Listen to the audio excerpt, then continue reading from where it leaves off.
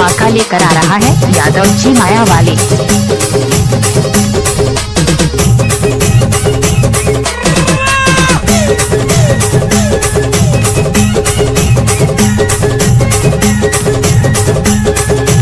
DJ EBS exclusive DJ Hemchand Yadav.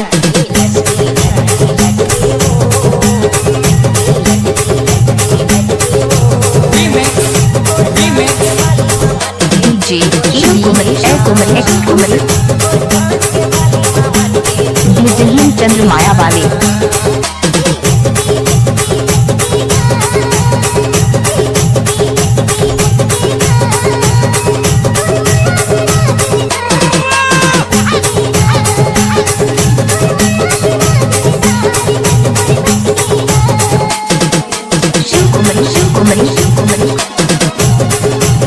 DJ Hemchand